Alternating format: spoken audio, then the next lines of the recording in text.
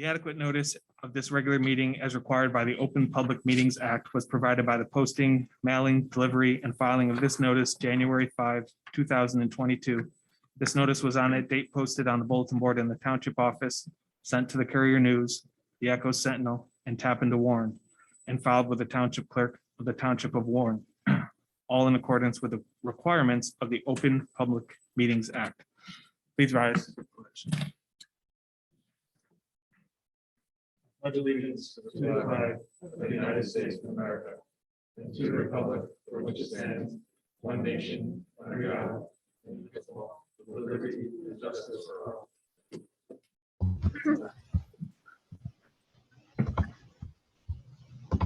I will call the roll. Bishi, Here. Mr. Crozen. Here. Hi. Here. Mrs. DiMaggio, Here. Ms. Keller, Here. Mr. Valentino, Here. Mr. Weinstein, Here. Mrs. Ron, Here. and Mr. Brzee. Here. Resolved that the Board of Education approves the public session minutes of the January 3rd, 2022 board meeting. Second.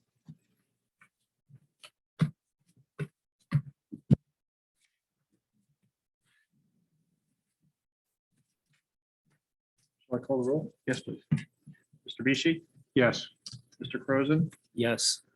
Mr. Desai, Yes. Mrs. DiMaggio, Yes. Ms. Keller, Yes. Mr. Valentino, Yes. Mr. Weinstein, Yes. Mrs. Zahn, Yes. Mr. Brzee. Yes. Correspondence and information, Dr. Mingo. Thank you, Mr. Brzee. Since our last meeting, the board was in receipt of 13 emails regarding return to school topics, and I reported on an additional 26 to the board.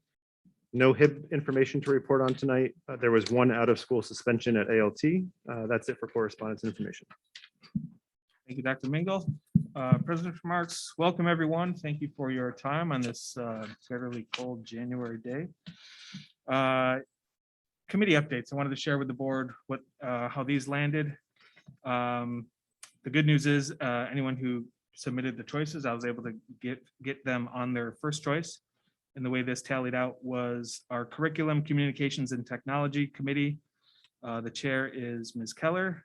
Also on there is Mr. Bishi, Mr. Croson, and Mrs. DiMaggio. Our Finance, Operations, and Security Committee is being chaired by Mrs. Zahn. Also on that committee are Mr. Bishi, myself, and Mr. Valentino. The Personnel and Negotiations Committee is being chaired by Mr. Weinstein. And also on that committee are Mr. Desai and Ms. Keller. Very busy. The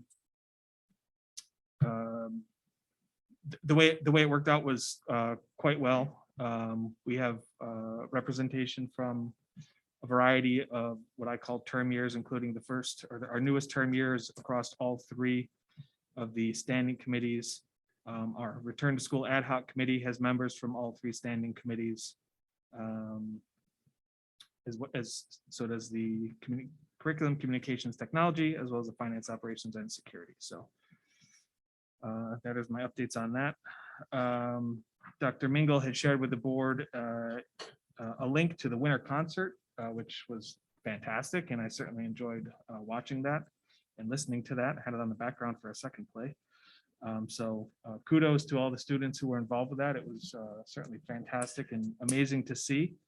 And I believe there's another one forthcoming to be shared.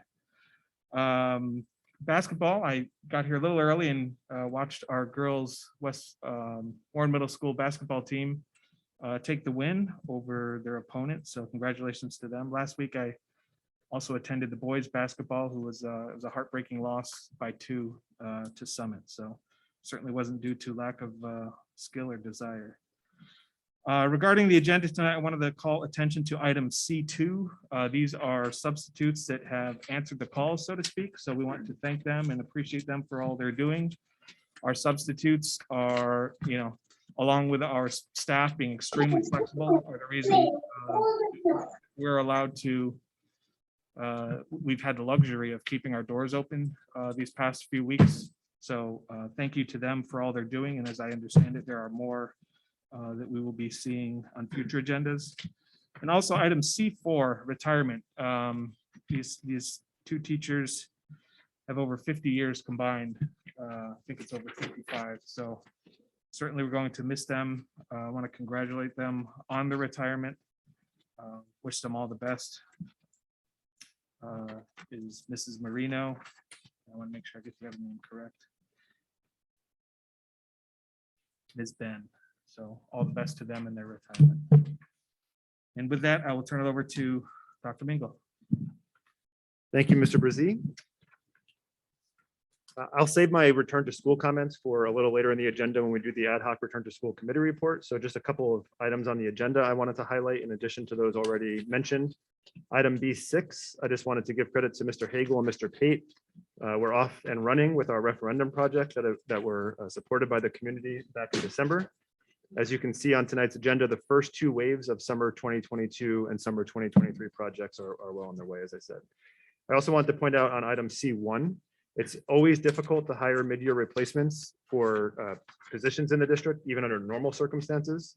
Tonight, we have 3 candidates for board approval who are all giving up tenure track roles elsewhere, 2 of them actually giving up tenure to come to Warren. We're very happy within that group to welcome Mrs. Geary back to the middle school where she did her internship as a school psychologist candidate just a few years ago. A couple other student recognitions I want to mention, and we celebrate these students later in the school year in a nice meeting in May as well. But congratulations to Warren Middle School students Michael McGosland, Nico Michaeludis, and Darren Zhu, and their advisor, Dr. Susan Cooper. This group led the way with Warren Middle School winning its 2nd straight National History Challenge Championship with wins over schools from Alabama, Georgia, and Iowa. Well done to those students and some high school students as well who come back and join that team in the effort. And I just to reiterate what Mr. Brzee said about our concerts, congratulations to our middle school music teachers and students for putting on winter concerts over the last few weeks. Due to being in the COVID very high risk level, they shifted on very short notice from live concerts to recordings. With the help of our staff and our IT department, they were able to produce very high quality performances, I would say. And the first time those ensembles have come back together for these kind of performances since before COVID. So we're very excited about that. And then I'd like to close my comments with a recognition of School Board Recognition Month. So Governor Murphy signed a proclamation declaring January School Board Recognition Month. And I'd like to just read that very briefly. Whereas New Jersey's public schools serve nearly 1.4 million children in pre-kindergarten through 12th grade. And whereas New Jersey's 5,000 local Board of Education members and charter school trustees devote countless hours without remuneration to the oversight of school district operations, including finances, policy, curriculum, and staffing. And whereas as the policymaking bodies for local school districts, New Jersey's local boards of education endeavor to meet the challenges facing public schools and to help students attain the education necessary to excel in college and in the workplace, and to enable them to compete in a global economy. And whereas local boards of education have contributed to New Jersey being among the leading states in measures of academic quality, such as National Assessment of Educational Progress Scores, and the preparation for college through advanced placement courses and other curricular offerings. And whereas the New Jersey School Boards Association has declared January 2022 to be School Board Recognition Month.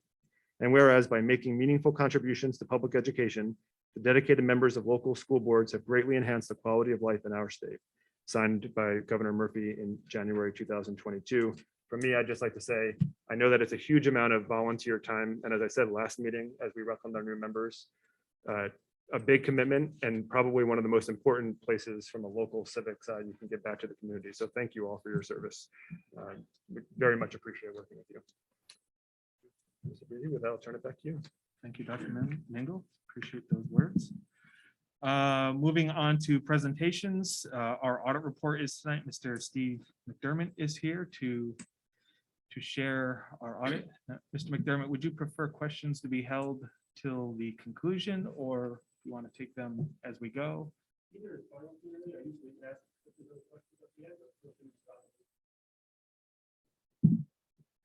just going to get you a microphone so that the people at home can hear you. You don't mind if you want. I'm not.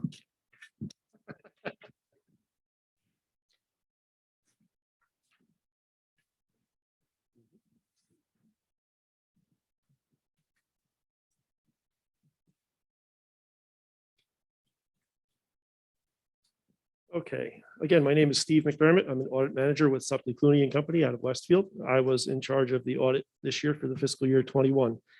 We conducted the audit field work way back in August, and the final reports are still delayed through now due to no fault of the district or myself. We're waiting for information from the state of New Jersey relating to post-retirement benefits that have been delayed more and more each year that we just can't control at this point. We received a kind of unofficial word that the info might be out by the end of this month, but we're pretty much at the end of this month and we don't have the info yet. So tonight we're presenting the audit, but the reports aren't final. Nothing that is going to be inserted will change anything that directly affects what we're talking about. Since post-retirement benefits are funded by the state, they basically give us a number that's an expense and a revenue that offset each other that they pay on behalf of the district for these benefits. And that's what's going to be inserted. And then the reports will be final after that. So as part of the audit, we present two reports. One of them now called the ACFR, or Annual Comprehensive Financial Report. This includes the district's financial statements, our audit opinion, the notes to the financial statements, and statistical information about the district and the municipality. And we also present the AMR, or the Auditor's Management Report. And this reports on findings that are financial and compliance that the Department of Ed has us report on, administrative practices and procedures, financial planning, accounting and reporting, school purchasing programs, the school food service program, student activities, application for state school aid, transportation facilities, and capital assets. Some changes for the fiscal year 21 that are part of the CAFR compared to the previous year, which are mandated by GASB. GASB is the Governmental Accounting Standards Board. They're the national body that sets standards for governmental accounting nationwide. And GASB 84 was implemented for this year, which did not change anything that is going on in-house, but it changes the CAFR presentation. Funds that were previously classified in the financial statements as fiduciary and trust and agency accounts are now moved into other funds. So what that means for you guys is that the student activities are now merged in and are a part of the special revenue fund. And the payroll agency and unemployment accounts are reported in the general fund, whereas all those were previously reported in separate sections of the CAFR. So if you were to do year-to-year comparisons, you would just see some different numbers in the special revenue and general fund because of that. We're also doing early implementation of what they're calling GASB 98. And this is renaming what's now called the ACFR, or Annual Comprehensive Financial Plan. Just to carefully quote the GASB pronounced, the acronym for the Comprehensive Annual Financial Report, as it generally is pronounced, sounds like a profoundly offensive term directed at Black South Africans. That's from GASB documentation. So because of that, they recognize the change, basically switching the A and the C to make it the Annual Comprehensive Report to avoid the similarity in the pronunciation between that acronym and another term. That's required to be done next year, but since everybody knows about it at this point, we're working it into our reports this year. So in the AMR, we would have findings and recommendations if there were any. We're happy to report that you guys do not have any findings or recommendations in the report. There are no material or significant items to report. And your audit opinion in the financial report is unmodified. That is the best opinion that you want. There's unmodified, there's modified, there's adverse, and unmodified is what you're looking for. The asterisk there is just saying that that unmodified opinion is pending the missing information that we're waiting for from the state. If we were to issue the reports right now, it would have to be a modified opinion with that information missing, which is why we're not doing that. Just to go over your financial situation briefly on a budgetary basis, which is from the Act for Exhibit C1. When you see that report, this is an analysis of your fund balances as of June 30th, 2021. The grand total being $11,906,497. That's consisting of $7,357,238 of capital reserve, a maintenance reserve of $118,800, an emergency reserve of $11,659, unemployment of $535,077, excess surplus from the previous year designated for the budget year that you're in now of $462,000, a reserve for encumbrances of $1,492,517, and unassigned fund balance of $1,929,204.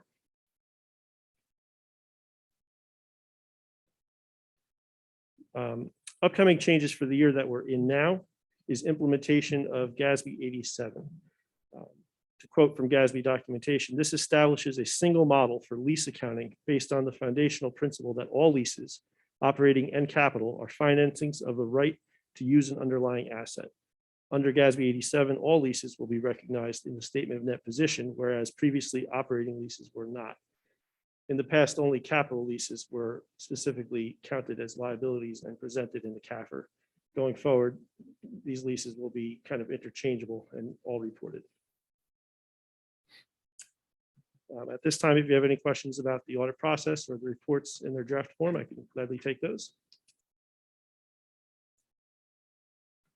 Yes. I don't know how many clients you have, but do most of them have comments or don't have? You mentioned that we don't have any comments. Is that a unique? You that's guys. Pretty good, right? Yeah, yes, you guys do not have any, haven't in a few years since my first year here, there was one. And in the years since, there haven't been any. Generally, there are, one or two in a majority of places. And then there's a handful that have, a dozen, and there's a handful that have none whatsoever. But you guys are definitely on the lower end of that consistently. Very good. Good job, Mr. Hagel. This is not my audit. This is Mrs. Oh, Lundberg's sorry. audit. So I won't take credit for it. This was her last. Next year will be my first. We'll give him credit for facilitating it, though. He was very, I was scheduled to come in your second week here, and you didn't hardly know where the schools were, and you facilitated the audit quite well for us. We really appreciated that. Thank you. Any other questions for any board members regarding the audit readout? Okay, thank you very Mr. much, Chairman. guys. Have a good night. Appreciate your time. Certainly, thank you to administration, past and present, for all their work in supporting these very impressive readouts. So thank you to that as well. We will shift gears slightly to the preschool pilot. Mrs. Smolinski, if you would not mind leading us. And perhaps for this, for board members, if we could hold questions till the end, just in case questions are covered on the next slide, which is usually happens to me. So floor is yours, Mrs. Smolinski.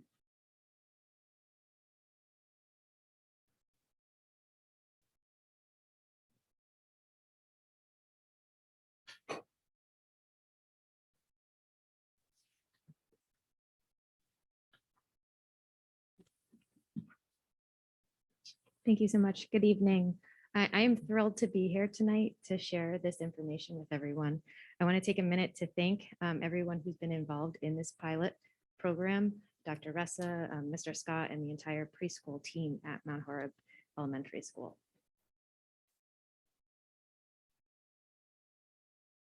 The purpose of our pilot program was to exercise the implementation of our creative curriculum with a 6-hour day. And in addition to that, analyze the benefits of a full day, a 6-hour program over our current model, which was a 2.5-hour program. This is aligned with our strategic planning goal of providing each student with a rich array of academic enrichment and diverse social experiences. Through the strategic planning process, we identified indicators of success, including the data from our teaching strategies assessment, staff feedback, families, and community feedback. We were able to get information from our entire preschool team in terms of how they felt about the shift to the full day program. 100% of our staff members who responded to the survey were in favor of keeping the full day program due to the increases in the quality and quantity of the evidence that they were seeing in the assessment. And then overall, the uninterrupted play and peer connections that have enhanced the student experience. And I think it's important to mention that the assessment for our curriculum is an ongoing assessment, and our curriculum is a play-based curriculum. So the uninterrupted play is really essential because that's where all the evidence is collected about whether or not the learning is occurring. So the more time there is to play, the more time the students have to explore the things that they're learning, and the more time that the teachers have to collect that evidence about whether or not they're meeting those objectives. We were able to debrief with the staff, and they were absolutely delighted to share with us the difference that they've seen with the shift to the full day. So it was really excited. It was just a really exciting, meeting to get everyone together and to hear all the good things that have been happening. We also worked with parents and staff from our strategic planning group to develop a survey to provide information from our current families on how they felt about the shift to the full day, especially some of our returning families who were half day as a 3-year-old and returning as full day as a 4-year-old. 27 out of 37 of our current parents responded, 100% of parents who were in favor of keeping that full day program. Within that group, 10 out of 11 of the parents with 3-year-olds, and that would be our returning students for next year, were interested in full day, even the 5 that are currently in half day, all citing an increase in just overall noticing kids are coming home, telling about more things, different parts of the day. They're seeing it at home too, the impact. So we have potentially coming out of our program this year, 10 students already interested for our program next year. Our pilot was done as internally last year, so we only reached out to people who were currently registered to see if they were interested in the full day program. So we hadn't yet advertised this to the community. So what we were able to do was push out a survey for 1 week to determine the interest of our community and what programming options were important to them.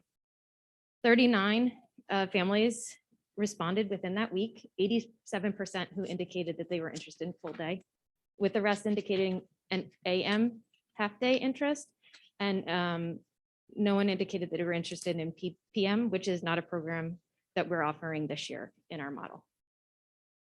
We're kicking off this week with the 22-23 school year with a open house starting tomorrow, and as of today, we had over 50 families registered to attend.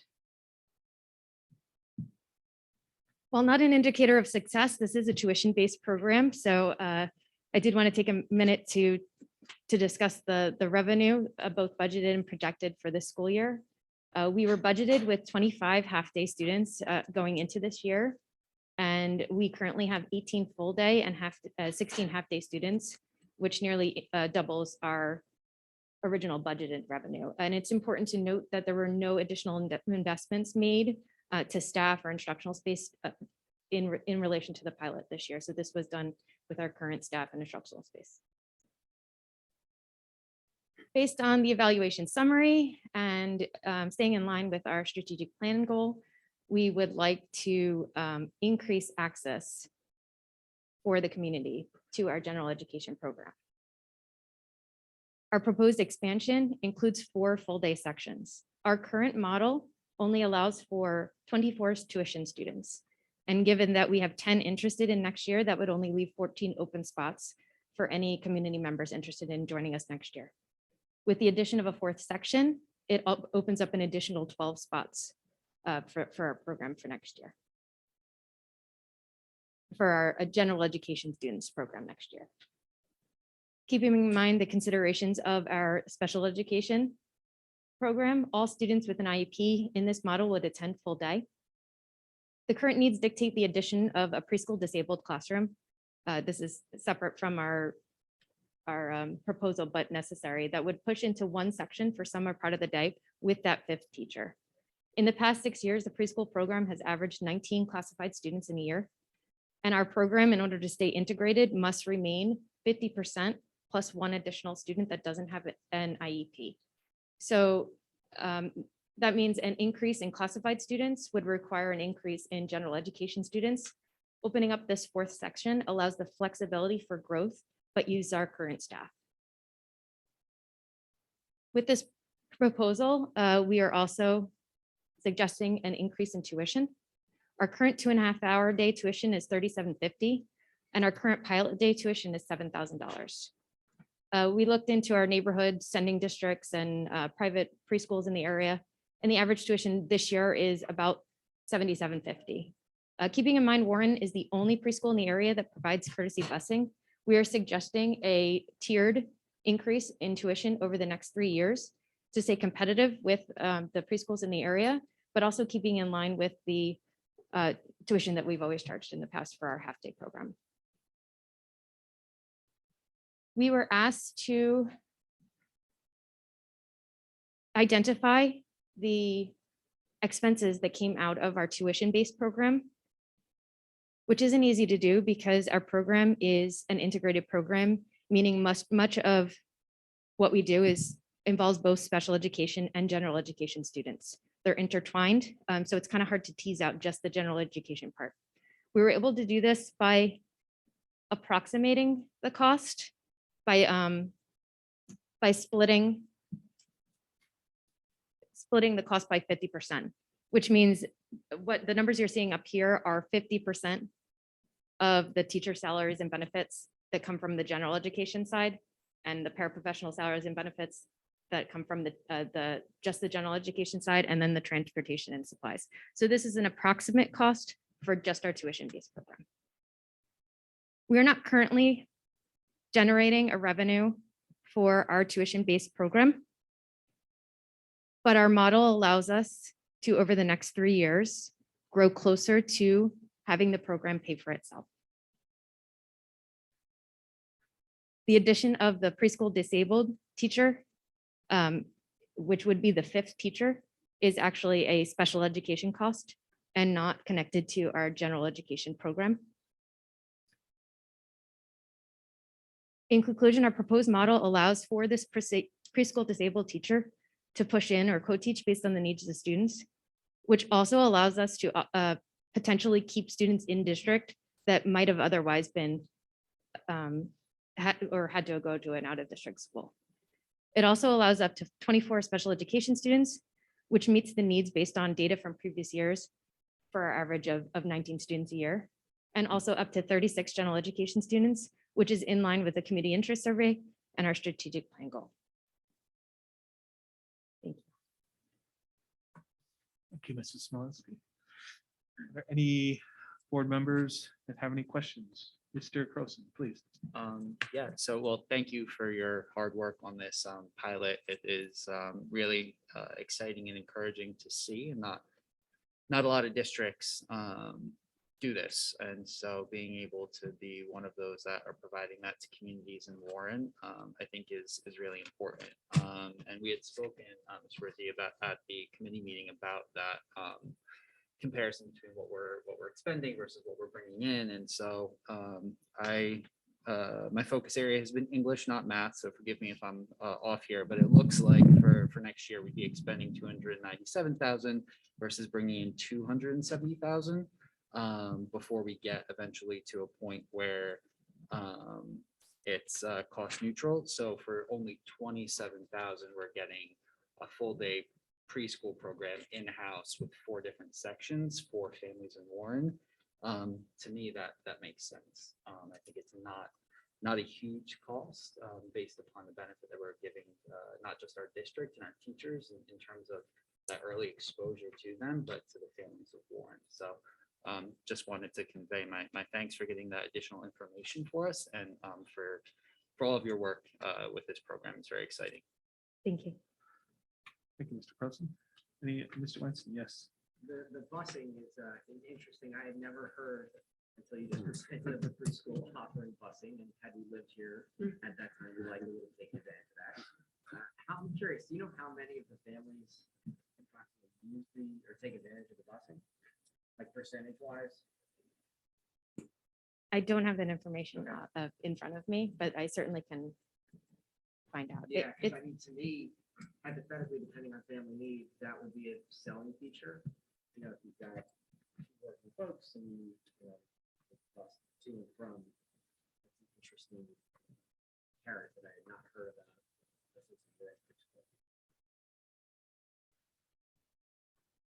Any other comments, Mr. Winston?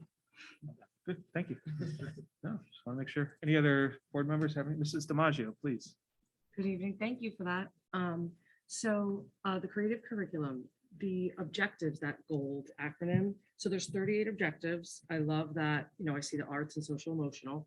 And so our staff are using the playtime to collect data. Are they using like another assessment tool, or is it just the GOLD and those 38 objectives? They use other like formative assessment, but that's our main one that we report out on. The families get a progress report after each checkpoint that identifies where the child is within each objective and then what the next step is. It's very developmental. So, you can kind of see where a 3-year-old should be and where they are on the continuum of that assessment. Thank you.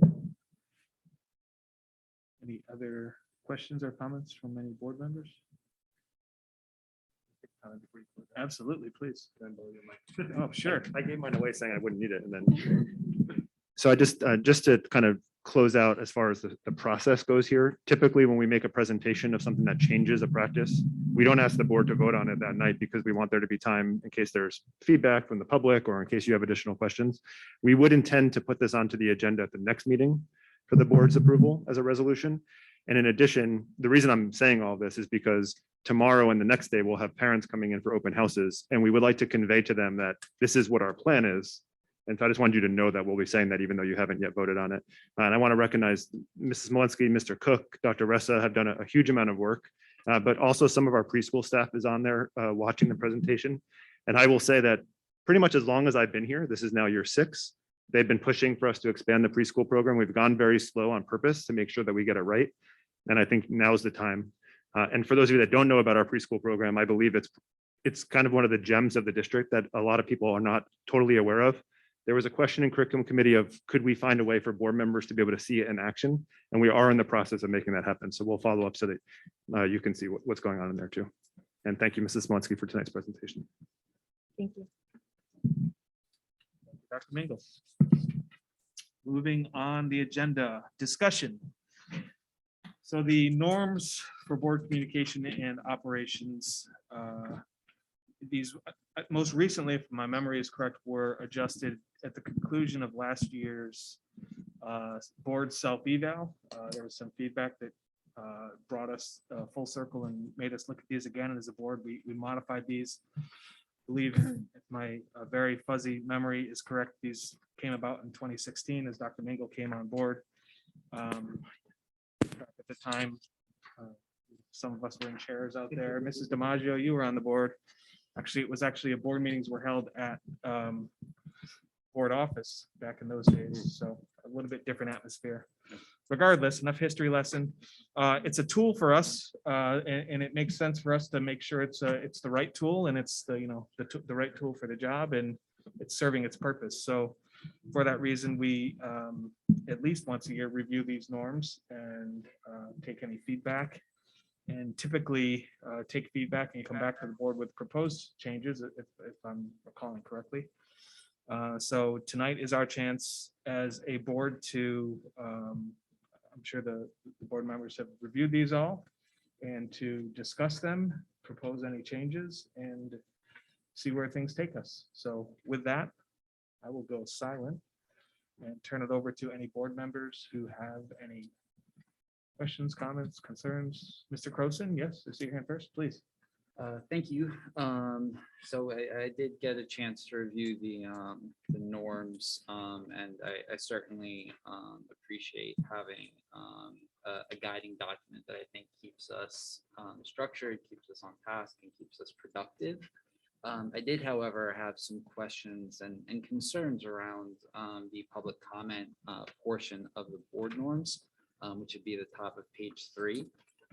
In there, it mentions that board members commit to listen respectfully to comments from members of the public without engaging them.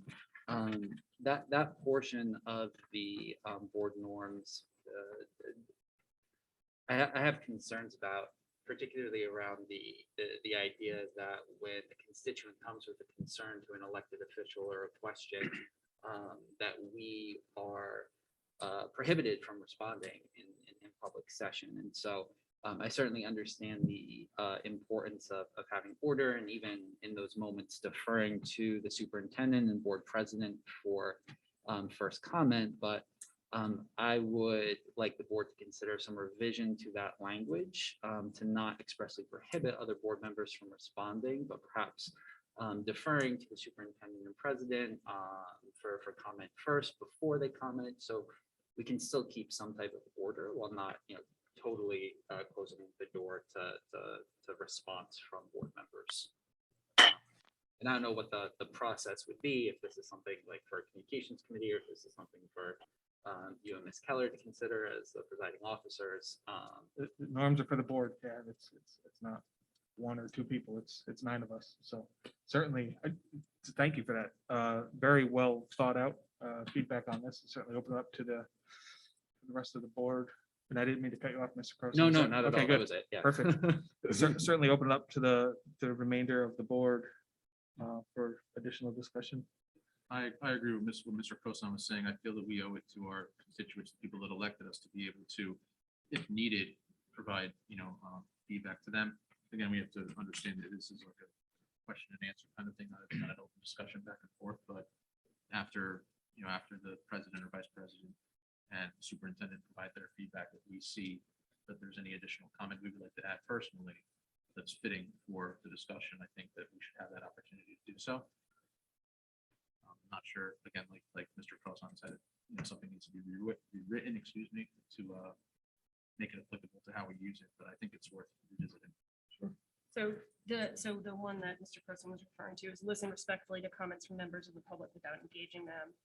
And then underneath that, in the next section, the president will respond to public comments on behalf of the board and or provide the superintendent with the opportunity to do so in the event of exceptional circumstances. So is the suggestion that members of the board can also provide, because there is obviously the last bullet, without engaging them, implies that there can be no response to the public, but the first bullet in the next section does allow for you and or the superintendent to respond. So is that not sufficient, or is there an open question around allowing all board members to reply? So give my comments on what I think. So I believe some of these, especially in this section, relate to board policy 162. So we should probably make sure our policies, I'm open to changing the norms, but we should always abide by the policies that we set forth. And if the policies change, certainly anything else that falls under it can of course change. I may be wrong with the number, but I'm pretty sure it's 167. If I said 162, I'm wrong. So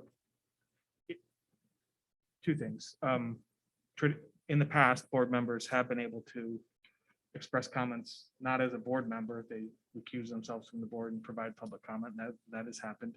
But I think that's not necessarily the case that you're referring to, Mr. Croson. It's more of a, should a member of the public have a question to the board, say they have a question, and picking on you, Dan, Mr. Croson, you have the answer.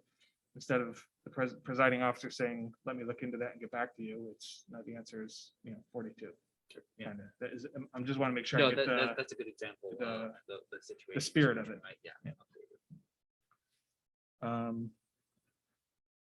I see it could potentially 9 people engaging with a member of the public could be A lot.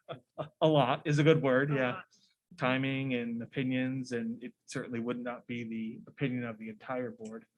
I think the spirit of public comment and the spirit of attending board meetings is to see the board act and perform its official business. I think public commentary is great, to be honest with you. And I'm glad we have 2 sessions of it, one dedicated for the agenda before the board votes on it, and one at the end, which could be on any topic. I think it's a fantastic mechanism that we have as a board. And I think it does keep us, engaged. I think there's an element of called the chain of command, although that probably sounds a little harsh. If it's, probably heard Dr. Mingle say this, if it's a school issue, it's, the teacher, the principal, if it's curriculum, there's a spot for that. Certainly, I wouldn't stop anyone from the public saying anything in public. So that's my probably wordy opinion on that, but Yeah, I mean, I think I do see both sides. I think perhaps we would need to be rather specific around non-president, non-superintendent ability to respond. So hypothetically, and this may not be the case, but if a board member's name is mentioned through the question from the community, that board member has the ability or the right to respond. Although in my 1 year and 1 month here, I've never heard that happen. But if it does, maybe that's when that particular board member can speak. Mr. Brzee, I do agree. I think it's probably the president facilitating whether or not another board member can speak to a specific question. I do respect and agree with kind of a chain of command to be able to help that happen. I think the other thing I'm thinking about, and I don't remember if the 3 minutes is limited to just the question and the response, or it's just the question.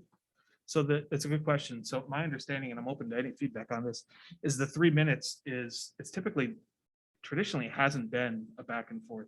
Right. It traditionally has been provide your comments. It's through the pandemic, it's turned into a little bit more of a dialogue and Right. quite candidly, more than I've seen other boards in the area kind of have. Agreed. It's turned into a discussion and Dr. Mingle answers questions, as he can. So the 3 minutes is usually, I'm a member of the public. I want to say this, I have this time. And then it's, traditionally in the past 2 years, we'll come back to that answer and kind of go through versus the back and forth. I'm not saying one's right or wrong. That's just traditionally been the way that we've handled it through the pandemic and where we are now. So I think the 3 minutes is when a member of the public begins their comments, they have 3 minutes and that's it. Okay. Of course, they can comment again, and there's whole rules that policies that govern that. So Yeah. Okay. I don't think the intent is to limit the comments from the public. I think No. it's to make sure they do have the opportunity. So Yeah, I mean, I'm fine with what Mr. Croson is proposing. I just think we need to be very specific about the language that's used to define the use cases of when a non-president, non-superintendent can respond.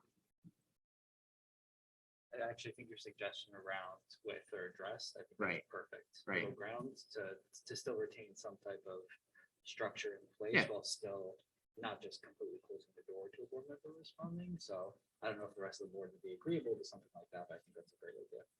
I think that's fair, presented specifically if a constituent wants to talk about something that they might have heard a candidate speak about prior to the meeting or during a campaign or something like that, then they would know to come in to address a specific person that board or, the president on behalf of that person or something like that, and then it would follow along what Mr. Weinstein is saying. I think that makes sense.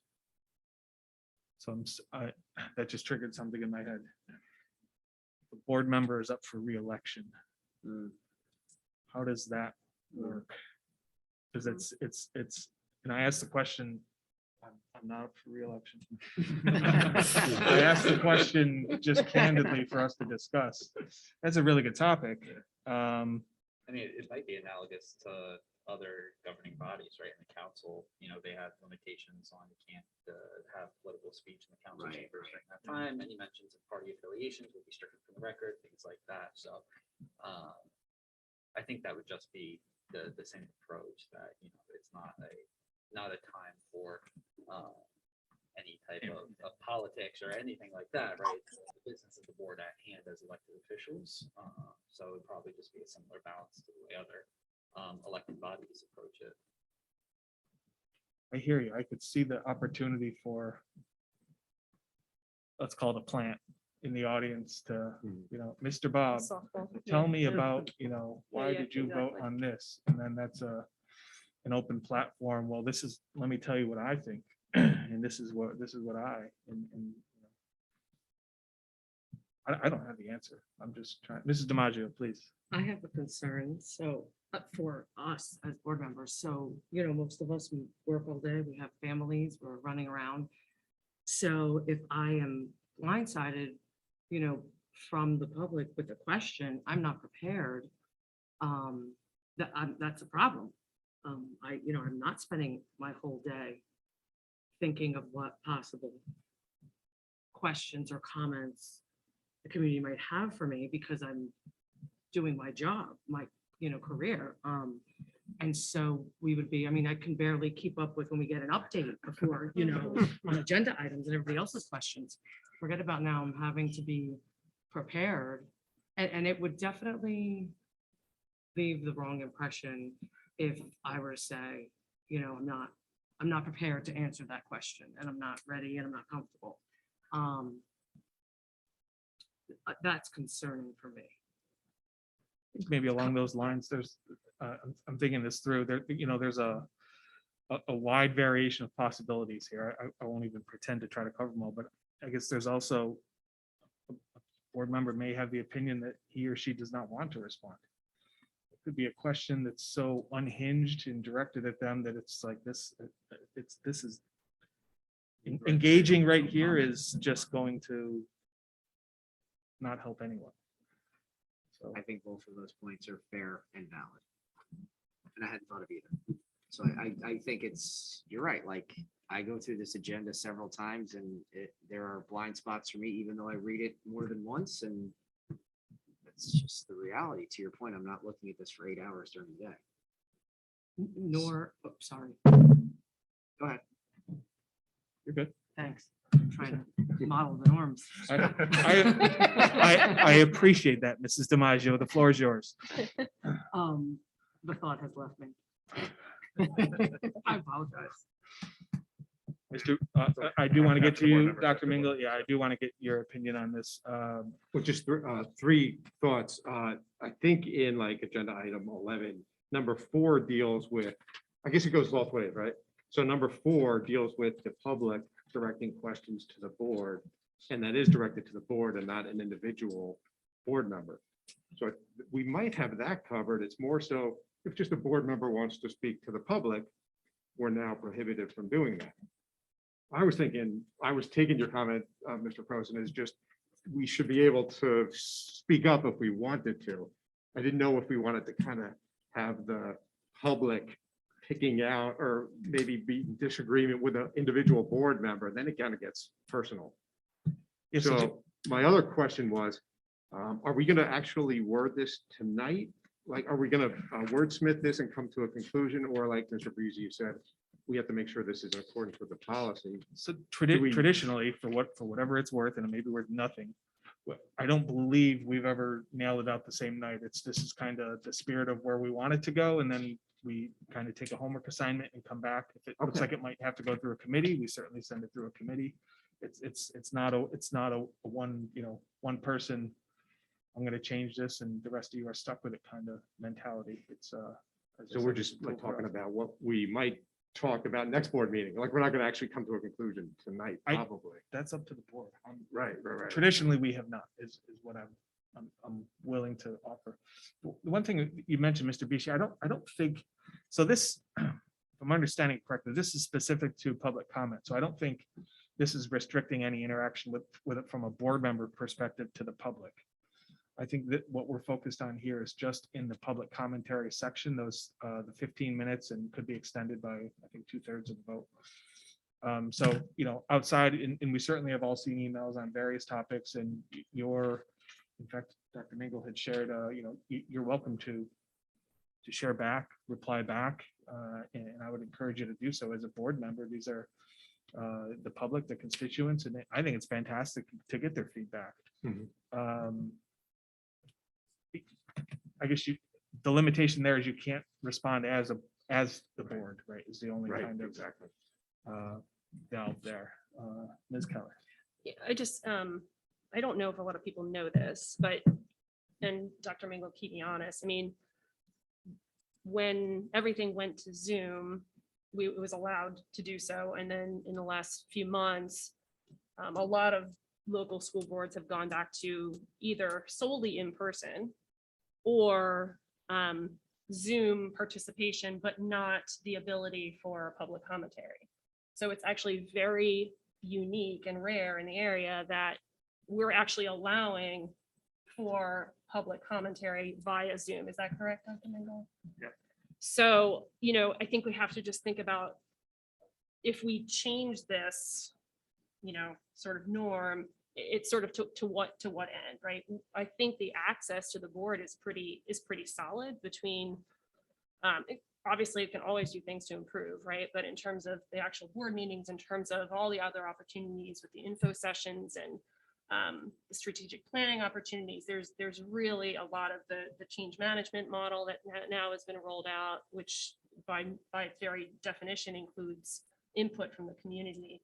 I think we just have to really fine tune to what end do we want the opportunity for a single board member to be able to reply to the public. Because I think everybody agrees, right, that the more public commentary, that's great.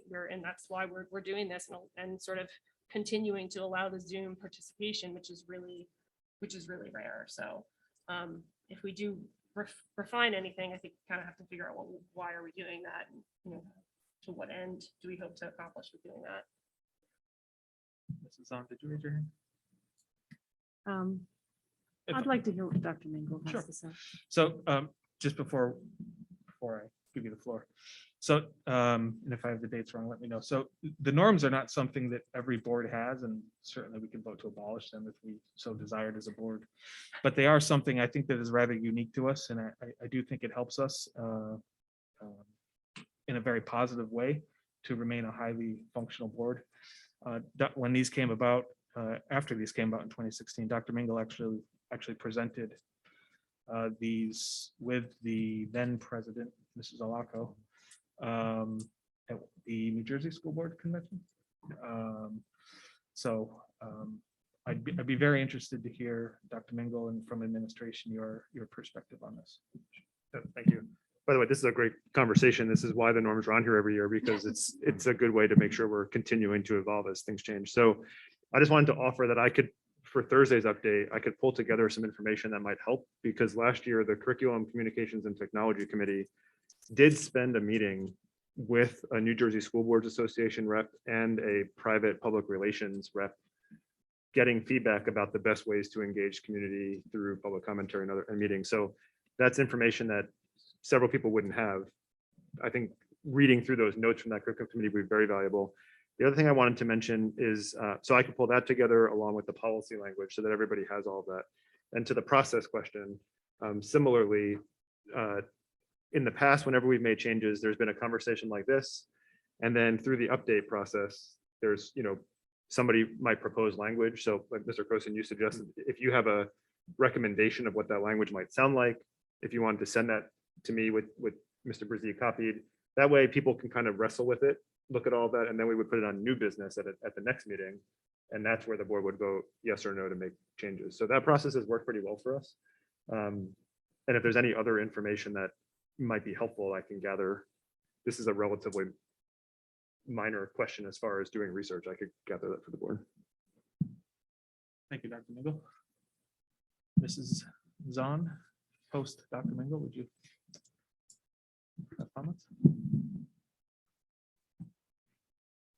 Listening to the public over the course of the last year, I have sensed that they're crying for the opportunity for interaction, direct interaction with individual board members. We've had a lot of demand for a concept like a town hall. And I do know that the Curriculum and Communications Committee at one point to take a look at how that might be possible. And I have myself felt very constrained by these norms, particularly when community members bring, as they frequently did, items to the board that were of current import that were not on our agenda. What would happen then is that there would be no opportunity as an individual board member to respond to the very real concerns. And it was left to a single board member, the president, who also had no opportunity to poll the board as to what the board's position was on these matters, and couldn't really adequately respond as a representative of the board because they were coming in without full warning, other than just being current on current happenings. I really would like to find an opportunity where I personally can speak to individuals, members of the community. I do that outside this forum for the most part. Some sort of a formal setup where they could have access to individual board members that does not constitute a quorum of the board is something that I at one time even put out there. an opportunity to, as they would if I were a candidate, to go to a town hall to actually ask a board member, where do you stand on individual things? I'm a little concerned that if we write a change to the norms that allows for me to be satisfied in my desire to respond, that it wouldn't take very long before there would be very little point in having an agenda. And I could definitely see how, since I like to give a lot of thought well in advance to these matters, which are, I think, we're all struggling with.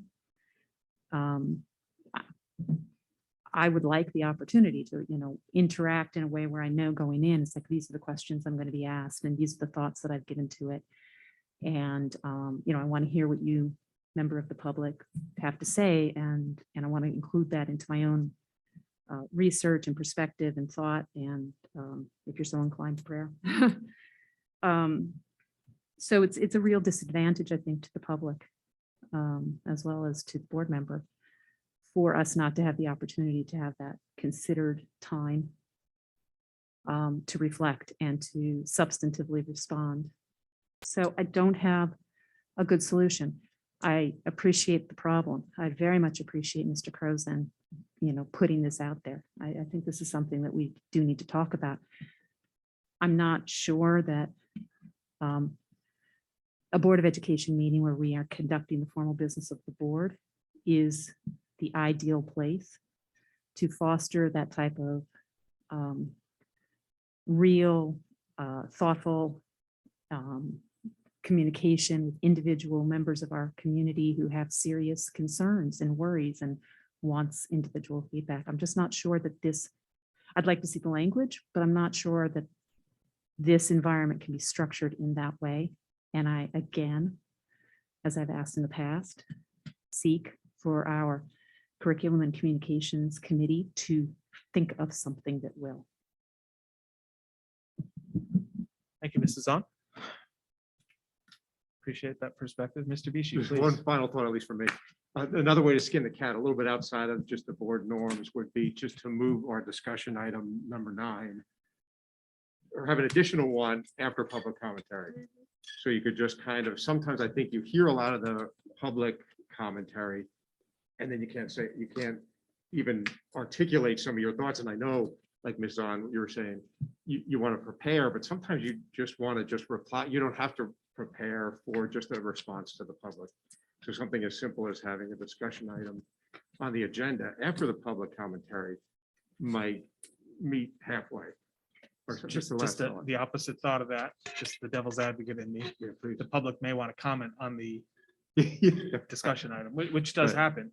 Yeah. There could be a question about the preschool, just given tonight's example. So I think Mrs. Zahn, I don't have the answers, but it's a fantastic discussion to have, and I'm very curious to see where it goes. Yeah, it's a good one. Any additional thoughts? So if I'm understanding the recap, and thank you for this discussion. Thank you, Mr. Croson, for bringing this very important topic up. Dr. Mingle, it sounds like if administration could help kind of pull some of the previous items together, if it's worthwhile getting curriculum, communications technology to revisit. Maybe this is post-COVID. One can hope we're over that. Does the feedback that committee received change, given the environment is hopefully changing, and I say that in a better way versus where we were at the time and where we're going now? So I don't know the answers, but is your Thursday update? Fine. Is it too soon? No, That's- this is all, we did it in one meeting with it's not going to be a big pull, and then everybody has all that information, and it'll be, then you can decide to make an adjustment or to direct the curriculum committee to do something different or whatever, but it could be on new business for the next meeting for whatever the next step should be. Fantastic. Got that covered. Any other items with regards to the norms that any board member would like to discuss or raise any concerns, objections? Seeing none, we will move on. Committee reports. So on the agenda, we've listed the committees, so I think it's best to go in this order if we can. Makes it a little bit easier to follow along, so we'll start, and if there are none, by all means, just the chair can kindly indicate so. Curriculum, communications, and technology. Okay, that's me. So we met on January 19th. We got a preview of the preschool presentation that was given tonight. So thank you to Ms. Smolinski, Mr. Cook, and Dr. Ressa again for that. We had the opportunity to give feedback, and then they revised it for tonight.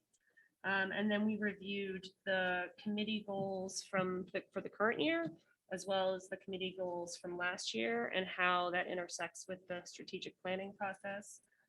So we had some good dialogue around that. And then our next meeting is on February 28th. Mrs. Keller. Finance, Operations, and Security Committee, Mrs. Zahn. The Finance, Operations, and Security Committee met Thursday, January 20th, and we started out the meeting by taking a look at the insurance coverage maximums on our insurance policies. And this was as a result of needing just to revisit that post Hurricane Ida. Along that same topic, we also looked at a roof maintenance plan just to address identified areas of concern from Hurricane Ida. The roof maintenance plan is attached, of course, to the minutes, as are the insurance company's insurance coverage maximum information. So you can access that by looking at the Finance Committee minutes. We discussed a request that came in from a member of the community regarding bus seats for students who have multiple households in the community, and whether or not there is a way to address in our policies and procedures an option to pick up and drop off students potentially at more than one Warren household address. There was some discussion over that, and the committee has asked the administration to work up some additional details so that we can give that further consideration at our next meeting. We then had the first really big budget conversation of the budget season. The administration, together with the various schools administrators, have been hard at work at this already for quite some time. It is a process. This is the first bulk of information, which includes the historical budget information, capital reserve account information, as well as current status of the budget. There is more yet to come. There's additional clarifying information and information relating to the detailed budget, as well as the EOI financial projections. So those will be addressed at the February meeting of the Finance Committee before coming to the whole board later in that month. Budget buddies have been assigned. You've probably all heard from your budget buddies by now. Those are listed again in the minutes.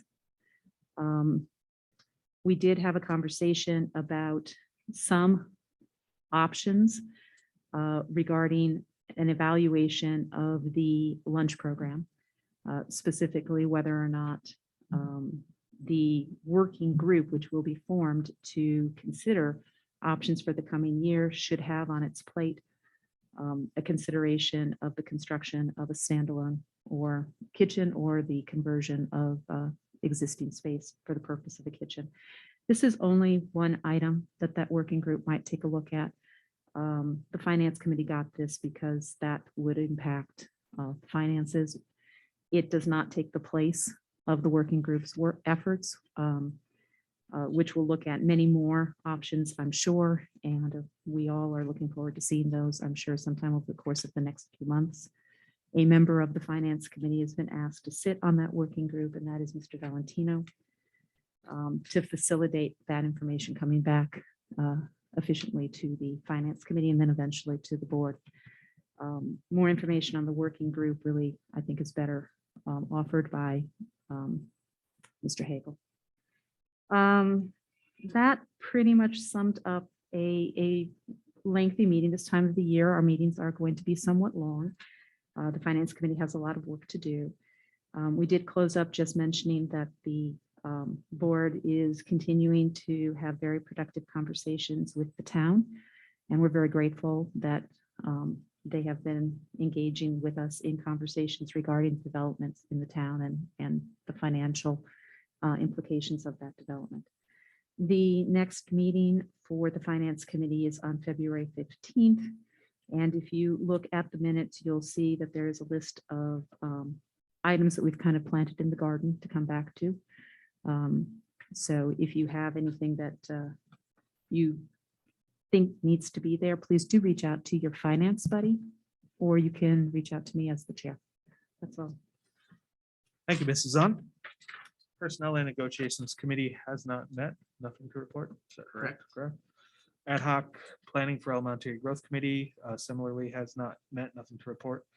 Ad hoc Preschool, Ad hoc Return to School Committee. Dr. Mingle, if you would not mind sharing an update on that. Yes, and one quick comment on the Ad hoc Planning for Elementary Growth Committee. There is a community meeting this Wednesday afternoon with an update on that topic. So if there's anybody who has not signed up that wants to attend live, the registration information is in last week's community briefing. I think it's 4:30 to 5:30, but we will record it and make it available in the community briefing as well. So that'll be an update from Mr. Cook and Mr. Kimmick about how things have been going and the work that's been done so far, as well as an opportunity for Q&A. So if anybody wants to attend, again, it's in the community briefing.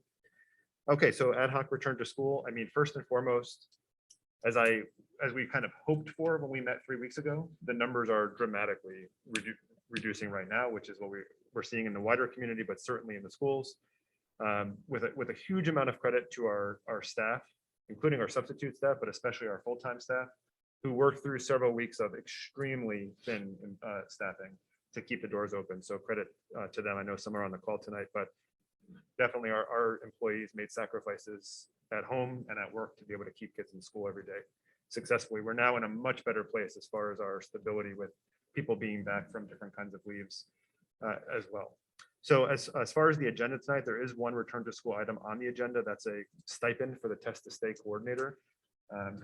We shared that with the return to school committee. That person, Nurse Lantai, who's recommended for the position, has been working before and after schools and on weekends, making sure that program runs. It's been in operation now for several weeks. I am proud to be the first district in Somerset County to have a test to stay program. As of now, we're only one of two. Dr. Ressa had a big part to do with that because last fall we got all the paperwork in order months ahead of it being announced so that we could launch it as soon as it happened. So that is in place. Discussion items. The big one that I know people would be most interested in is we had a discussion about what happens when the state mandate ends for masking. We have no idea when that might be.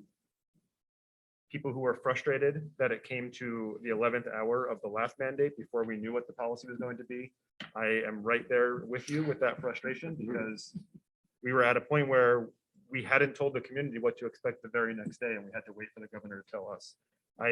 I want us to not be in that position. So what we analyzed at the leadership level and the district return to school committee, which we brought back to the ad hoc committee, was what should our default be the day after it expires? Now, there are rumors that Governor Murphy may continue to extend it through the end of the school year.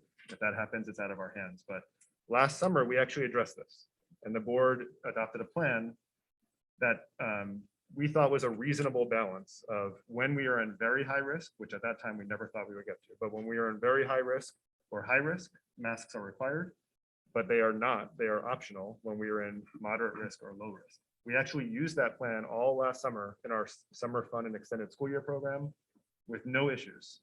Families made the decision for themselves. Some students wore masks during the day, some didn't. Of course, during the nicer weather, we're outside more and all of that, but that was what we intended to open the school year with until we were told that we couldn't make that decision for ourselves. The board at that time even passed a resolution asking the state to allow districts to have their own risk-based plan. So our operating assumption is we would return to that plan that we announced for the school year if we were given the opportunity to do so. If that had been in place, we would not have had to require masks until sometime in mid-November. We would have been able to get through the first 2.5 months of school without requiring them this year. And certainly if last year is an indicator, we would be able to get back to that sometime in the spring through the end of the school year. So I know that's the biggest topic that people are interested in. There are some others I just want to highlight here. The state continues to issue updated guidelines. Those guidelines often change multiple times in a 48-hour period. And so they announce something, and then the next day they announce a minor update, and then 2 days later, to be quite honest, without them even sending it to us as superintendents, we find it on a website somewhere that they made a change again. So I just want to convey my frustration with the members of the community who are also frustrated because they're waiting for us to give them accurate information, and we're also frustrated with that process. We will continue to do our best to update through the Thursday briefings. I did want to mention one recommendation from the state that we recommended not adopting that was communicated to the ad hoc committee as well, which is the state of New Jersey recommends that at very high risk, we do not allow unvaccinated students to participate in any after-school activities. That means sports and clubs. We have not adopted that. That recommendation was made a month ago. We did not implement it. We had significant concerns about the impact of excluding more than half of our students from activities that in many cases may be an extremely important part of their social emotional connection to the school. So I just wanted people to be aware that we did not make that change, even though it was recommended, nor do we intend to, unless we are directed otherwise by the board. And finally, we have our testing program in place. We've also tried to help our employees during the highly contagious Omicron variant by providing them with KN95s. We're doing the best we can to make sure that our employees feel as safe as possible coming to school. We looked into it for students as well, but it's very difficult to get the right sizes in the time frame we had. And we hope that the moment will have passed by the time we would have gotten it. So that's the ad hoc update. We intend to have an ad hoc return to school meeting before the second meeting of any month where there are 2 meetings going on. So before the 2nd February meeting and so on. Thank you, Dr. Mingle. I believe that concludes our committee reports. Appreciate everyone's diligence in reading those out. We will now move on to our first of 2 public commentary. This is for agenda items. If any member of the public wishes to provide their comments or feedback to the board, if you could kindly share your name, address, group affiliations, if appropriate. You will have 3 minutes to share with the board your feedback. And if you could kindly, for our norms and policy, direct all comments to myself, it would be appreciated. We will start with members in the room in attendance, if there are any public comments in the room. Seeing none, we will move to Zoom. If members who are participating via Zoom could kindly use the raise your hand feature, it would be most appreciated. I will do my best to read the name that I see on the screen. If you could still state your name and address for the record, it would be appreciated. Mariette, please go ahead. Hi, Mariette Jelatovich, 18 King George Road. I have 3 children, ALT 5, 3, and 1. First, this is in response to your public committee, your public response. I personally love that we have in our township the ability to raise our hands and speak on all the topics.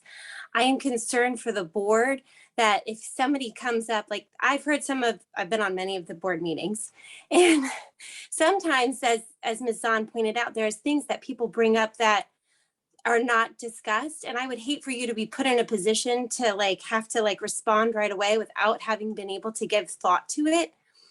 And I know that in some other school districts that they only allow public commentary if you write in advance what you would like to say.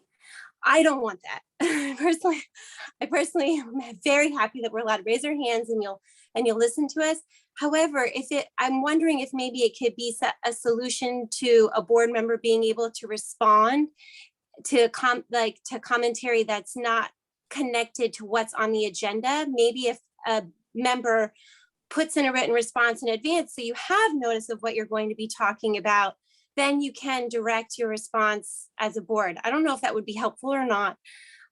Please don't take away the raise your hand, which I don't think you would, because you have clearly stated that you care about the community's responses. But I really am concerned that sometimes people are very emotional, and I wouldn't want you to feel like you have to respond all of the time I would rather have your thought out response than an off the cuff one, is I guess what I'm saying. So just a suggestion for maybe a way that, like, if you really do want a response from specific board members or a specific committee, maybe they should write that in so that they have time to really have a thought out, well-measured response. And then they can still speak if they would like to. I don't know, but that's my only thought. Thank you. Thank you. We appreciate your comments and feedback. Are there any other members who wish to provide comments for any agenda items? Please use the raise your hand feature in Zoom. Mr. Philip Jones, please go ahead. On video. There we go. Oh, it went off again. Hold on. Sorry. So my name is Philip Jones. I'm the Vice President of the WTEA. I just wanted to thank Dr. Mingle and Mr. Brzee for their comments, thanking the members of our organization for all their hard work in the last few weeks. It was a very challenging time with quarantines and students being excluded here and there. And I think all of the members really stepped up in the month of January and really took on a tremendous challenge. So I want to say thank you to them and thank you to you for recognizing that. Thank you, Mr. Jones. Certainly appreciate it. And I probably did not do justice to what our teachers and staff have to do every day. So thank you again for those, for that reminder, and thank you again to our teachers and staff. Are there any other public comments? If you could kindly use the raise your hand feature. This is for agenda items. Rachel Singleton, please go ahead.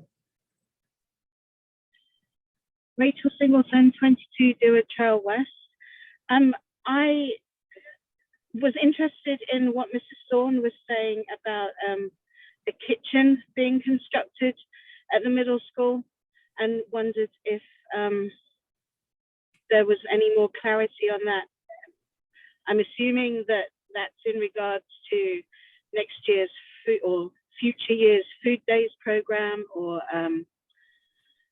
the Biden food program or what have you. And I was wondering if there was more information to share on that, because I know that the stakeholder meetings with the public and the PTOs haven't happened yet. So it's just interesting to hear that that's gone ahead in advance of that. So any further elucidation on that would be interesting. Thank you. Thank you, Mrs. Singleton. I believe the spirit of that was to understand if the Finance Committee would consider this or would recommend this as an option in light of the future conversations to be had regarding that. There is definitely an unknown of where that's going to be. There's anticipated to be wide community involvement with that. That was, I think Mrs. Zahn referenced Mr. Valentino's involvement with that working group. Dr. Mingo, is there anything that I misstated or? No, you're right. Right. No decisions whatsoever. The working group, the only question was, is that even something the working group should have as an option when it's considering the whole spectrum of options?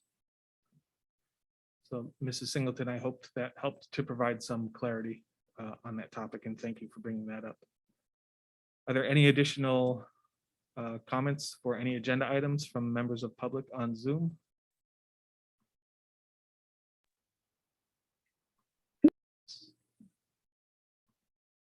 Seeing no. Mrs. Singleton, your hand is up. Is that an additional comment or is that a remainder? Yes, no, it's an additional comment following on from what Dr. Mingle just said, if everybody else had said what they wanted to say. I'm sorry, I didn't. I was just going off what it says. If everybody else has said something about something that they wanted to speak on, then you could go back and speak again. Yeah, please go ahead. Okay, so I was just wondering then, that sounds like a big project, and that would mean that would there be more referendums in the future? Because I'm assuming that building would cost a lot. So just thinking, we've just had a referendum that was agreed, or is this just pie in the sky at the moment and just finger it in the air meetings? That's it. Thank you. Thank you, Mrs. Singleton. So I think it would be very premature to speak of any referendums regarding that. If the recommendation comes out of the working group, that is something they wish to proceed with, and if it is something that the board then wishes they, or motions that they wish to proceed with, I think at that point is the appropriate time to consider funding for such an undertaking. It definitely is an undertaking. But at this point, it was just you say pie in the sky, but it was just, is this even in the realm of, is this in the art of the possible kind of thing? Do we want to, if we present this in the working group, is it something that, number one, we could even afford as a district? And is it something that the district is interested in taking on? As I'm sure you're very well aware, food services within our district do not exist today. I don't think in any form. So, and that is part of what that working group will be tackling. So I very much appreciate your comments and questions on that. Are there any other agenda item comments from any members of the public? Vanessa Carollo, please go ahead. Hi, my name is Vanessa Carollo and I live over on 3 Overlook Drive. And it's not really a comment. I just was hoping that you can touch upon, I'm sorry, I was in the middle of bedtime and I heard you touch on vaccinations for the children and something about after school activities and sports, but I didn't really get a chance to fully hear what you were saying when you guys addressed that topic. Would you mind just briefly going through that one more time for me? Sure. Once public commentary concludes this round, I'll ask Dr. Mingle to re-summarize if he's okay. That was with the ad hoc return to school committee update. So I think we can reshare that if you do not mind with the specific question. Are there any other public commentary questions or comments, I should say? Okay, seeing none, we will close public, the first of 2 public comment. Dr. Mingle, if you would not mind resharing. Sure. This will be in the community briefing on Thursday as well. So there was a recommendation from the state that in very high risk level red, students who are unvaccinated are not permitted to participate in after school activities. We did not adopt that recommendation, nor did we bring it forward to the board for its consideration. So we are not applying that recommendation. So there's been no change to participation for our students. Thank you, Dr. Mingle. Thank you. Items for board consideration and action. Are there any items any board member wishes to discuss further, pull for separate vote? Mr. Rizzi, I had a question about in the letter D, D1, the revision to policies. The policy 2422, the comprehensive health and physical education policy. I'd seen some of the changes and I was trying to compare and contrast the existing policy in place versus what is being proposed as a revision. And I think that there are 2 sections in there in particular that stood out, both in regard to sexual abuse and assault awareness and prevention education beginning in grades preschool through 12, and then curriculum around diversity and inclusion from kindergarten through 12. Now I know a lot of these policies are mandated. There's not a lot of options that the state gives us, and that both of these are in the New Jersey learning standards. But I was wondering, Dr. Mingle, if we had any more information in regards to how these standards would be implemented in the district, looking towards next school year. Yeah, so not yet. So these, basically the first step is the board doesn't have a whole lot of, as you kind of pointed out, a whole lot of option. These are in new laws that the state has adopted. So what typically happens is in the summer is when our curriculum writing process happens, and the curriculum committee first, and then the full board gets to review whatever recommended changes are to meet these requirements. So that would happen in the July, August timeframe of next summer. And that all comes before the board before anything gets adopted. Typically between when the laws change and when that process happens, the board, the state gives some guidance on what this might look like. To my knowledge, we haven't received anything on these specific topics yet. And as a board, do we have to pass this tonight, or are you? as So it's a board- it's a two-step process. So This the, is first reading. yeah, exactly. So it's not official until after a second reading. So I guess does the board have to, it's here because the way our process works is whenever Strauss Esme gives us updates, they are brought to the board for its consideration. That's our process.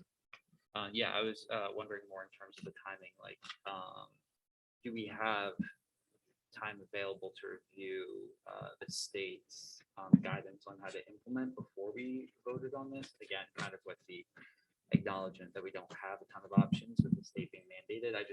I feel uncomfortable voting on this, given that there's not really any direction from the state into how this is going to be, how this should be implemented by individual districts. I would defer to the board. So that the policy is the board's purview. So if it was not passed tonight or tabled or something like that, that would be the board's purview.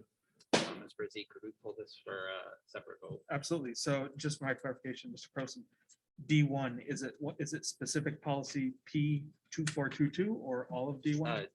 2422. Specific policy, Yes. pull for a separate vote. Correct, is that correct? Yes, yes, sir. Thank you. Absolutely, thank you. Any other agenda items for board consideration and action? Any board member wishes to pull for a separate vote and or discuss further? Seeing none. Mrs. Keller, Yeah. if you would be so kind. Yep, motion to approve the following items for board consideration. So A1 through A4, B1 through D8, C1 through C13, D1, P2467, and D2. We have a second? Second. Just one quick clarification, if I could. It's all of D1 except T2422. There's some more on the back that you probably didn't see. You read one policy number. So it would be all of D1 except for P2422. Okay, so, yeah, so all of D1 except for P2422 and then D2. Yeah. Do we have a Raja, was there a second? Second. Yes. Second.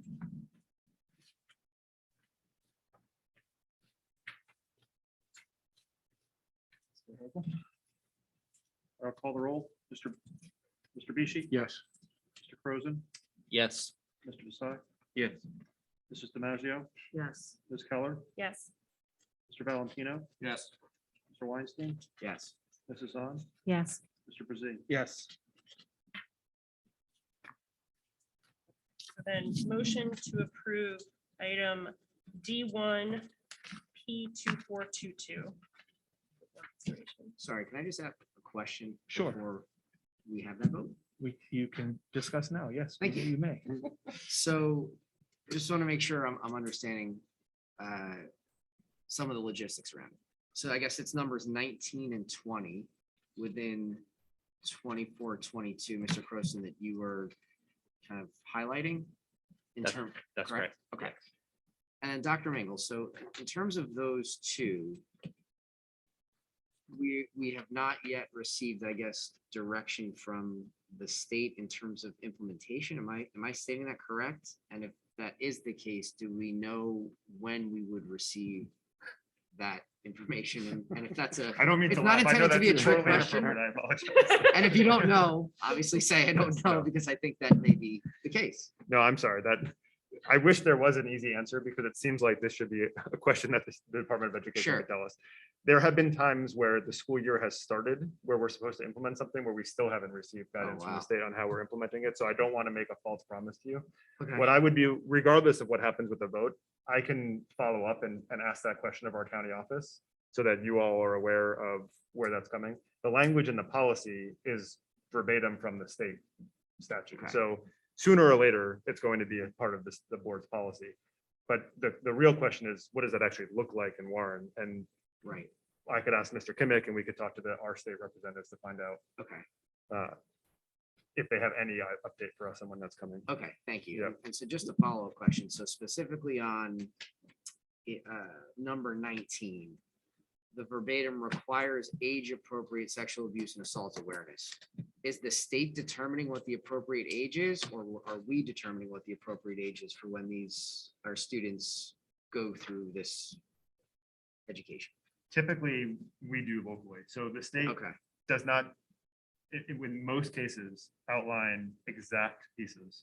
They pass, they give broad standards that you have to get to, and then we decide how do we get to those standards. So that's the process. That's the work that happens in the summer, is how do we meet whatever the state standard is. okay, thank you.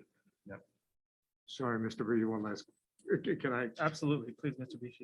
I'm trying to process it all. That's why I wasn't. Yeah, I'm trying to, exactly. So when we finally do see the detail behind it, that would be via our curriculum writing in the summer. In the detailed curriculum, that's when the board will have a chance to look at the detail behind it, right? And actually grasp what it really means versus just this kind of legalese here. Yeah, so we typically schedule our curriculum committee meeting for as early in the summer after that work is done, so that, because it's a lot on the curriculum committee, as you know, as a member of the Yeah, committee, right. to read through all those documents, ask questions, and for us to be able to get feedback. But none of that goes into effect until the board has approved the actual curriculum documents. That's the local version of how we meet the state standard. Right. And at that point, the board will also have a chance to. Also vote has for to it. act. Absolutely. Okay. Yep. Got it. And would how it's implemented impact this policy? I guess it could. No, I mean, this language, all those new bold sections are from the state law, so. Right. I don't think it'll impact that down the road. Any other discussion items for D1 policy P24 proposed policy? Sorry, I got D1 one. I got one more. P2422. Hopefully you're not charging me per question. Not at all. So the vote that we're about to have, I just want to make sure I fully understand what I'm voting on. The vote we're about to have is to either approve, abstain, or not approve the language as it currently resides in these policies. So it is for the first reading. Right. First reading. Of this policy. That does not make it official policy until after the second reading for this board. Okay. So it's almost like So- a draft. It's our chance to draft and certainly vet these questions out, which are very important. So. it's a So good if regardless of the outcome of the vote now, do we have the ability through the second reading to redo some of the wording? I'm not understanding.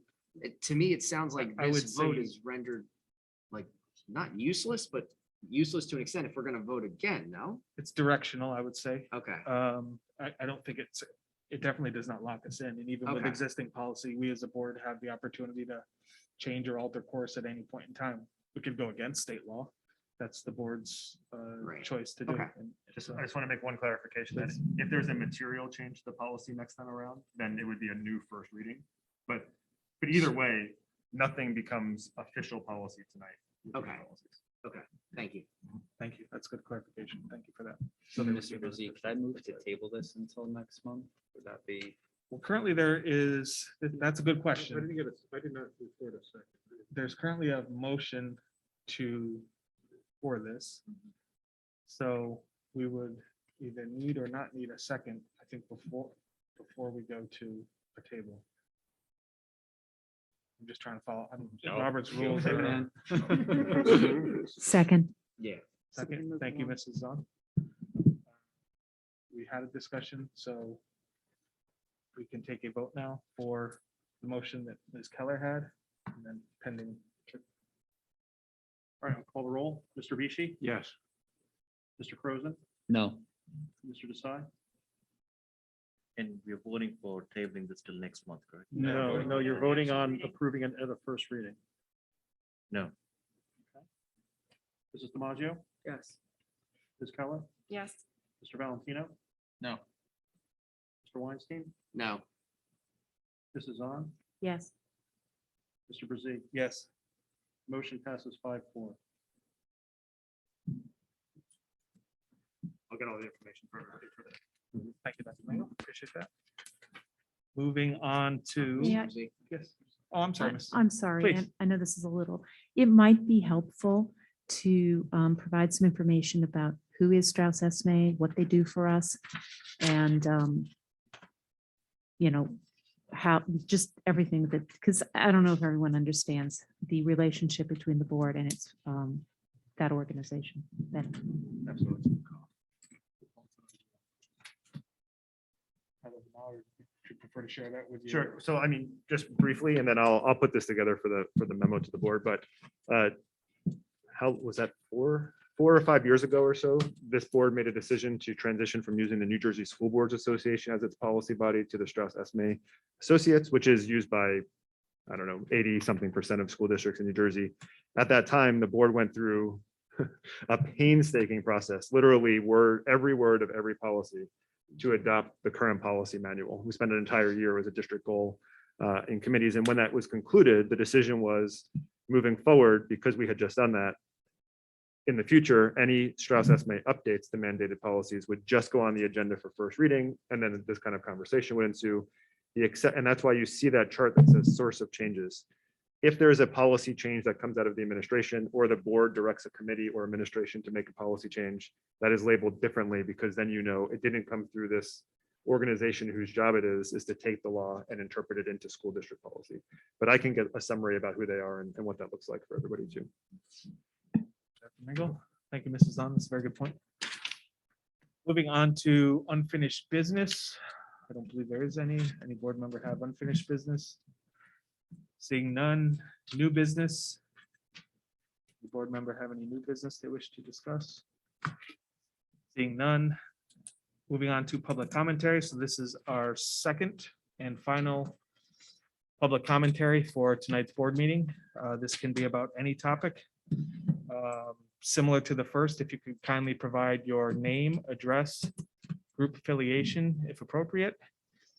You will have 3 minutes to provide your comments to the board, and if you may kindly direct all your comments towards myself, it would be most appreciated. Is there any members of the public in the room? Yes, sir. Please come ahead.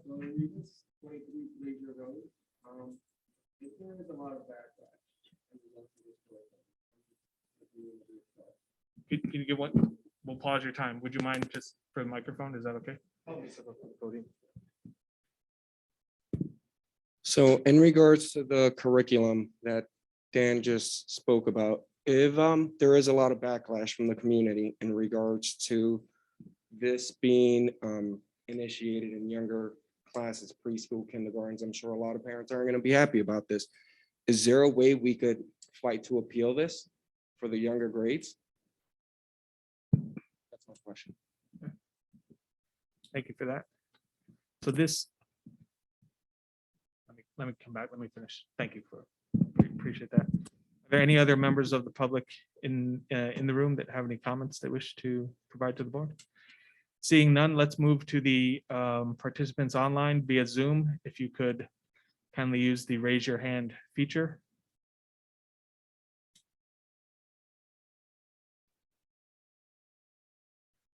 Mrs. Singleton, yes, please. Please go ahead. Rachel Singleton, 22 Dewitt Trail West. Thank you, Mr. Weinstein and Mr. Croson for for raising that about the revisions to the policy on the comprehensive physical and social education. It's really important that it is noted that a lot of these topics are not appropriate for our preschoolers, kindergartners, first graders, second graders. Even some of the stuff in 8th grade is not wholly appropriate, and it is concerning, especially when you see the removal of the word parents from the documents, and that's parents and guardians are replaced with the words family members. To me, that's the state stepping in where it shouldn't be. Parents are the primary educators of children, and we entrust them to the educational establishment to teach them their academics. And a lot of the things that are being covered, and I'm not talking physical education, learning how to throw a ball, catch a ball.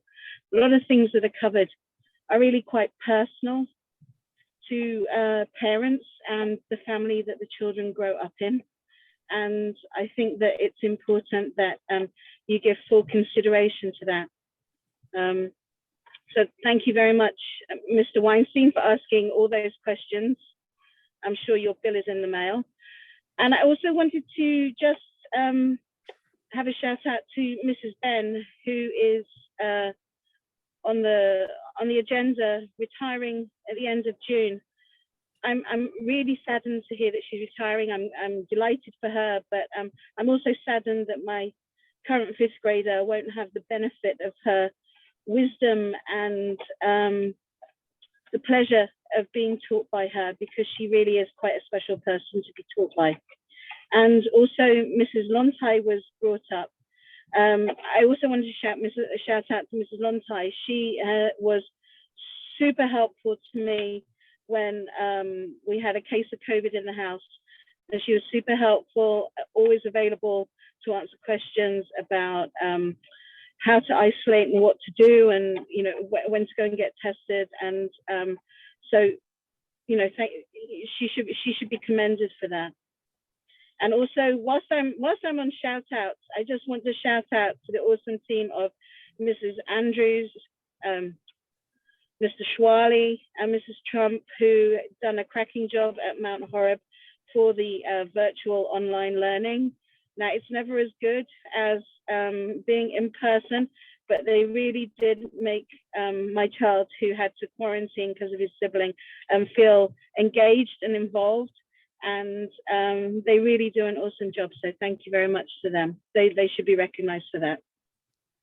Thank you, Mrs. Singleton. We appreciate your comments. Shafali Tejmi, I'm sorry, I say that far. Please go ahead. I apologize. I'm trying to read from 30 yards away. That's okay. It's Tajani. Thank you. Sure. Shafali Tajani, 1 Aspen Court. Regarding the physical and social curriculum, while I would like to think that, while I agree that some of these are very personal or private topics and maybe not appropriate for kids, I would like to think that the curriculum would be tailored per the age, right? So I don't think an 8th grade child would be learning the same thing in the same manner that someone in the 1st grade would be. And while I do recognize that some of these topics are private, I can also tell you from experience when I was a little kid, a lot of these discussions are not had by parents in the house. And so these children are left to their own devices to learn from online, learn from their friends, which is not always, as we know, correct information. So I absolutely appreciate that the school is taking on, teaching these kids some of these aspects. I respect parents who don't want the schools to teach this. So I think, like when I was young, there was an opt-out option for parents, and I think that should be offered here. But I don't think it should be an all or nothing, where because there are objections, it's not taught at all, because this may be the only place that a child will learn some of this stuff. Thank you. Thank you for your comments. We appreciate that. Are there any other members of the public who wish to participate in public commentary? Online, if you could raise your hand. In the room, if you could raise your hand. Seeing none, we will close out public commentary. Dr. Mingle, would you mind just kind of rehashing the one question that we had here? Sure. I think it goes to all 3 public comments. So I just want to make sure that, and people at home as well know and refer back to what we had in the initial conversation. There currently are not new standards that change these things from the state yet. And so I know that every once in a while I'll get an email with a question that cites some documents that are published by third parties that suggest what will be in curriculum documents. None of that is official state of New Jersey Department of Education material. So I just want to put that caution out there and encourage you, if you have concerns, by all means, reach out to me directly and let me know so that we can kind of gather that information. But as we go through the process in the late spring and the summer of actually writing curriculum, that'll, again, go through the board. There will be a public meeting where that is on the agenda, so everybody knows it's coming and can express themselves there as well.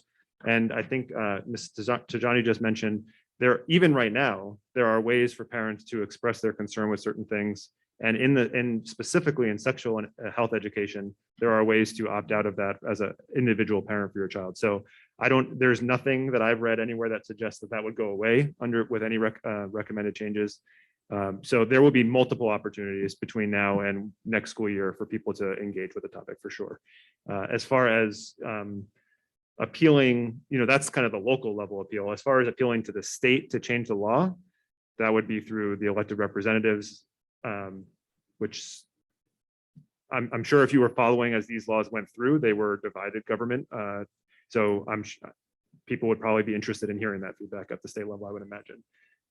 But we'll make sure that it's very clearly on the agendas as we go forward. Thank you, Dr. Mingle. With that, I will entertain a motion to adjourn. Motion to adjourn. Second. All those in favor? Aye. Aye. Objections, abstentions, the board is adjourned.